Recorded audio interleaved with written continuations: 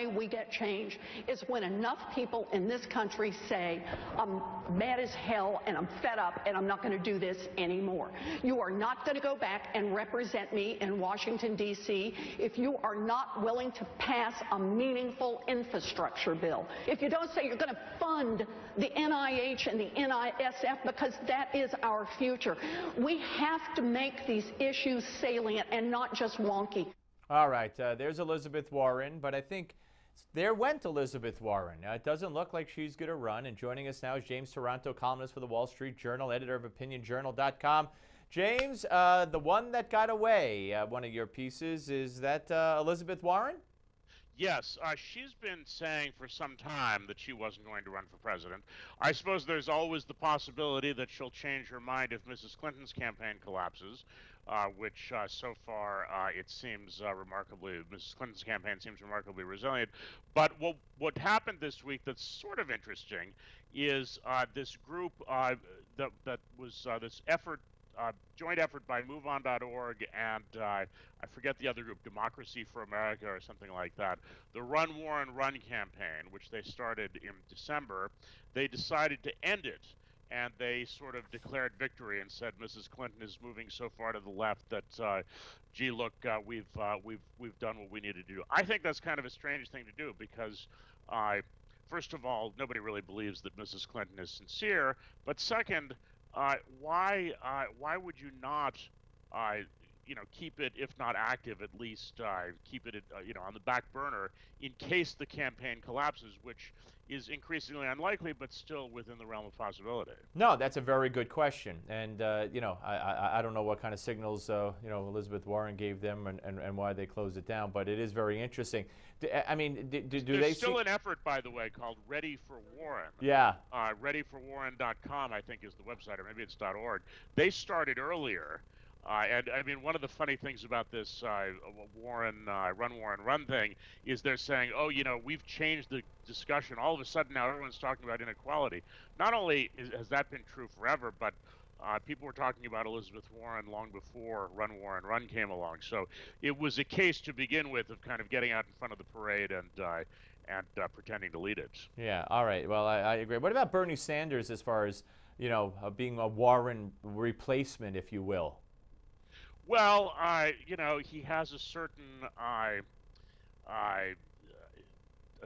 rumpled charm, I guess, and he certainly appeals to his ideological appeal is to the sort of hardcore leftist who would vote for somebody like Warren. I think that most people expect now that he'll do better than expected in Iowa, paradoxical a statement as that is. But does he really have a chance of getting the nomination? I think Warren would have. I don't think Sanders does. You wrote a piece, the Lessig of evils, and you're saying you're trying not to laugh, but Lawrence Lessig thinks it's inevitable that Hillary Clinton would be a great champion for abolishing political corruption through campaign finance reform. Yeah.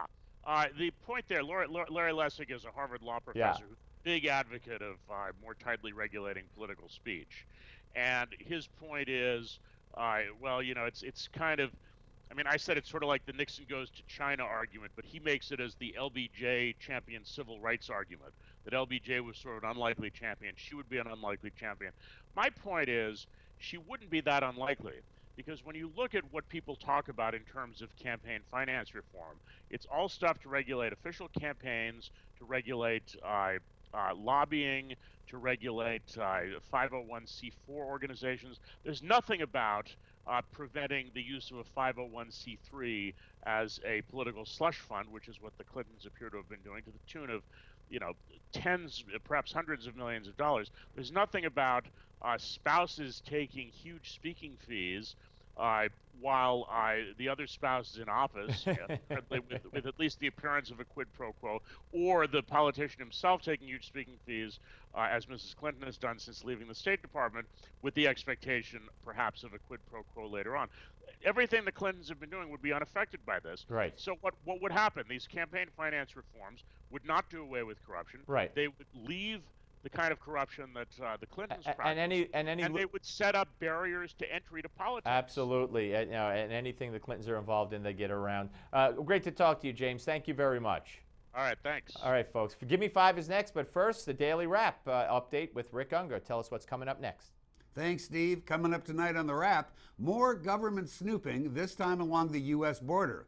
Officials claim they're cracking down on foreigners hacking into U.S.-based computer systems, but many suspect that this is just one more example of government encroachment on our privacy rights. Then, in light of yesterday's killing in Boston of a suspected terrorist allegedly tied to ISIS, we examine whether anything can be done to dent ISIS' success when it comes to using social media to gain new followers. And if it's Thursday, it's another entry into the Republican sweepstakes for president. This time, it's Texas Governor Rick Perry joining the fray, bringing the total number of announced and expected GOP candidates to 18. We'll have all this and a lot more tonight on the Daily Wrap.